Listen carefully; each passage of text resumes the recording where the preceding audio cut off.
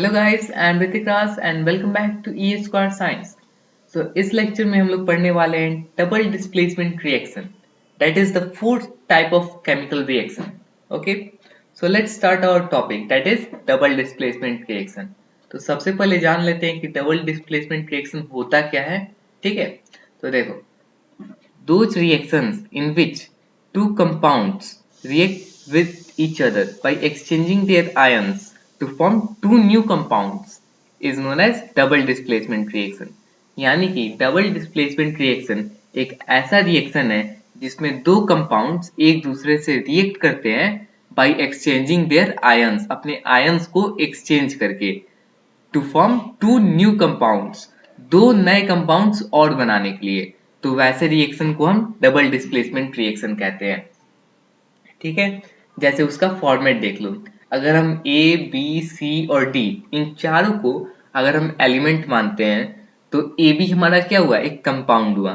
Compound क्या होता है, combination of elements is known as compound. ठीक है, तो ए बी हमारा कंपाउंड हुआ और सी डी हमारा कंपाउंड हुआ। ठीक है, जब हम ए बी और सी डी को डिसोसिएट करेंगे तो हमें मिलेगा ए प्लस और बी माइनस। ठीक है, वैसे ही सी प्लस और डी माइनस। अब ए प्लस भी हो सकता है, टू प्लस भी हो सकता है, और बी प्लस नहीं, बी माइनस भी हो सकता है और टू माइनस भी हो सकता है। वैसे ही सी और डी भी टू या टू से कम भी हो सकता है प्लस माइनस में। क्यों? क्योंकि ये वैलेंसी पे डिपेंड करता है। अगर ए का जो वैलेंसी है, नहीं, ए का जो एटॉमिक नंबर है वो इनर्ट गैस से एक ज्यादा है तो हम वहां पे प्लस वन लिखेंगे। अगर दो ज्यादा है तो प्लस टू लिखेंगे। लेकिन अगर बी का इनर्ट गैस से एक कम है तो उसे हम माइनस लिखेंगे। अगर इनर्ट गैस से दो कम है, दो एटॉमिक नंबर उसका कम जा रहा है बी का, तो हम उसे माइनस टू करेंगे। ठीक है, समझ में आ गया है? चलो कोई एग्जाम्पल से समझते हैं। जैसे silver nitrate which is in the form of aqueous, अगर रिएक्ट कर रहा है सोडियम क्लोराइड से which is also in the form of aqueous, तो हमें क्या दे रहा है, silver chloride which is in the form of solid and sodium nitrate which is in the form of aqueous. ठीक है, अब मुझे रिएक्ट इन दोनों को करवाना है, सिल्वर नाइट्रेट और सोडियम क्लोराइड को। तो मैं इन दोनों कंपाउंड्स का डिसोसिएशन कर लेता हूँ। ठीक है, हमारे रिएक्टेंट्स में जितने कंपाउंड्स हैं हम उसे डिसोसिएशन पहले कर लेते हैं, उसे डिसोसिएट कर लेते हैं।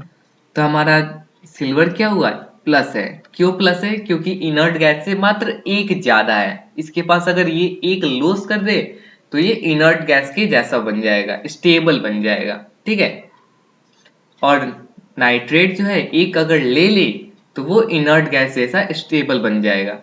ठीक है, इसलिए हम यहाँ पे प्लस लिखे, यहाँ माइनस लिखे हैं। सिल्वर को क्या चाहिए, एक लॉस करना है उसे इनर्ट गैस के बराबर आने के लिए, और नाइट्रेट को क्या चाहिए, एक चाहिए। ठीक है, दोनों का सिचुएशन सेम लग रहा है एक दूसरे के लिए।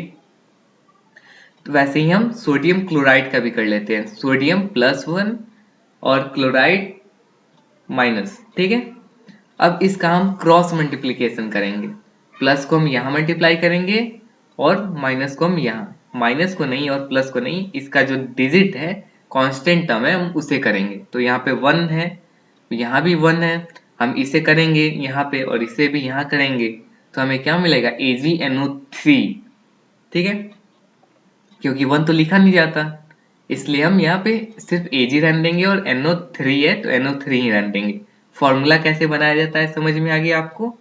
तो अब इस कंपाउंड्स को बनाते हैं। ठीक है, तो सिल्वर यहाँ पे प्लस के फॉर्म में है और नाइट्रेट हमारा माइनस के फॉर्म में। और ये बात याद रखना गाइस, जो प्लस के फॉर्म में होगा वो हमेशा पहले लिखा जाएगा। ठीक है, और हमारा सोडियम भी प्लस के फॉर्म में और क्लोरीन माइनस के फॉर्म में। तो हमारा डिफिनीशन में बता रहा है कि डबल डिस्प्लेसमेंट रिएक्शन में हम एक्सचेंज ऑफ आयंस करते हैं। तो इन दोनों कंपाउंड्स को मैंने आयंस में कन्वर्ट कर दिया है, अब इसे एक्सचेंज करता हूँ। मान लो अगर मैं प्लस वाले को यानी कि सिल्वर को अगर मैं इसके साथ रिएक्ट कराना चाहता हूँ, Na या Cl में से किसी एक के साथ, ठीक है, तो ये सिर्फ Cl के साथ रिएक्ट करेगा। क्यों? क्योंकि ये डिफरेंट साइन है, different science attract each other, लेकिन जो सेम साइन है प्लस प्लस ये तो रिपेल करेगा ना, इसीलिए जो भी सिल्वर जो है जब भी रिएक्ट करेगा तो क्लोरीन के साथ करेगा, क्योंकि ये अपोजिट चार्ज है। ठीक, और वैसे ही सोडियम है, तो सोडियम अगर हम इधर लाते हैं तो सोडियम नाइट क्या बन जाएगा, सोडियम नाइट्रेट, क्योंकि प्लस वाला हमेशा पहले लिखा जाता है। ठीक है, तो देखो यहाँ Ag अगर Cl से रिएक्ट किया तो सिल्वर क्लोराइड बनाया, और NO3 और Na का अगर रिएक्शन हुआ तो NaNO3 बनाया। ठीक है, समझ में आ गया डबल डिस्प्लेसमेंट रिएक्शन क्या होता है। अब इसके टाइप्स के बारे में जान लेते हैं, types of double displacement reaction. Okay, so there are mainly two types of double displacement reaction. The first one is precipitate reaction and the second one is neutralization reaction. Okay, precipitate reaction क्या होता है?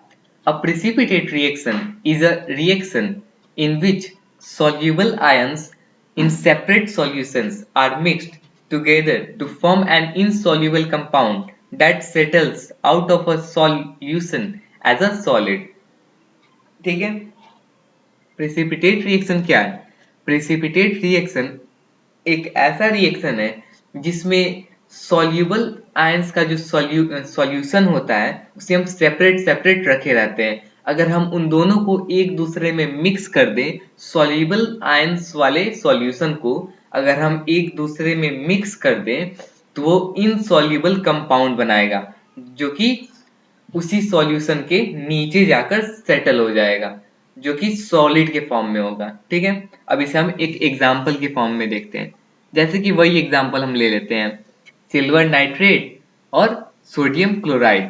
तो क्या form कर रहा है, silver chloride which is in the form of solid and sodium nitrate. Okay, अब हम पिछले डबल डिस्प्लेसमेंट वाले में हम बताए थे कि ये क्या है, silver nitrate sodium chloride react कर रहा है, तो कैसे रिएक्ट करेगा आपको पता चल गया।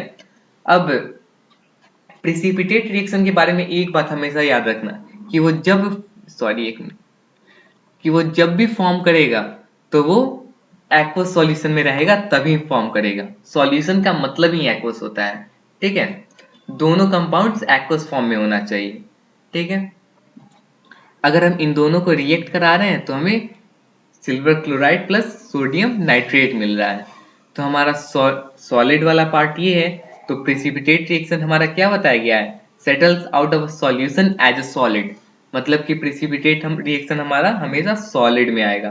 तो ये वाला जो व्हाइट कलर देख रहे हो ये व्हाइट पीपीटी है, सिल्वर क्लोराइड। जब हम सिल्वर नाइट्रेट और नाइट्रोजन ऑफ क्लोराइड को रिएक्ट करते हैं तो हमें सिल्वर क्लोराइड प्लस NaNO3 मिलता है, जिसमें जो सिल्वर क्लोराइड होता है वो एक व्हाइट पीपीटी होता है। ठीक है, ये एक व्हाइट कलर का सॉलिड सब्सटेंस बन जाता है। ओके, समझ में आ गया ये। अब न्यूट्रलाइजेशन रिएक्शन के बारे में बात कर लेते हैं। न्यूट्रलाइजेशन रिएक्शन होता क्या है? A neutralization reaction is a reaction in which an acid reacts with an equal amount of a base.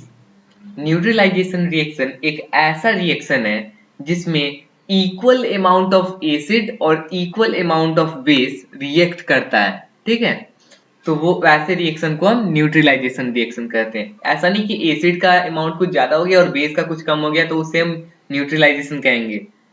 जो कि नीचे बताया गया एसिड प्लस बेस क्या फॉर्म करेगा, साल्ट एंड वाटर। ये साल्ट एंड वाटर तो फॉर्म करेगा लेकिन ये एसिडिक हो जाएगा अगर तुम्हारा एसिड ज्यादा होगा, और ये बेसिक हो जाएगा जब तुम्हारा बेस ज्यादा होगा। इसीलिए हम एसिड और बेस को इक्वल अमाउंट में लेते हैं ताकि जो हमारा साल्ट और वाटर है वो क्या हो, न्यूट्रलाइज हो, उसका न एसिड हो न बेस हो, उसका पीएच यानी कि पोटेंशियल ऑफ हाइड्रोजन या फिर पावर ऑफ हाइड्रोजन क्या हो, 7 हो। ठीक है, अब पीएच के बारे में हम नेक्स्ट चैप्टर में पढ़ेंगे, इसलिए ज्यादा डिटेल में इसमें अभी नहीं जा रहे हैं। बस इतना याद रख लो कि अगर पीएच 7 हो तो वो न्यूट्रल होता है। ठीक है, अब इसके रिएक्शन यानी कि एग्जाम्पल के बारे में अब बात कर लेते हैं। तो ये है हमारा न्यूट्रलाइजेशन रिएक्शन का एग्जाम्पल। ये हमारा एसिड है HCl, that is hydrochloric acid. ठीक है, और ये हमारा सोडियम हाइड्रो ऑक्साइड है। अगर हम इन दोनों को इक्वल अमाउंट में एक दूसरे से रिएक्ट कराते हैं तो हमें क्या मिलता है, that is salt and water, NaCl, जो कि एक सॉलिड है। ठीक है, हमें क्या मिलता है, साल्ट और वाटर मिलता है। जैसे यहाँ तुम फिगर में देख रहे होगे, अगर हम एसिड और बेस को इक्वल अमाउंट पे रिएक्ट करा रहे हैं तो ये हमारा साल्ट और वाटर दोनों का मिक्सचर आ रहा है। ठीक है, समझ में आ गया तुम्हें? न्यूट्रलाइजेशन क्या होता है, प्रिसिपिटेट रिएक्शन क्या होता है, ये समझ में आ गया?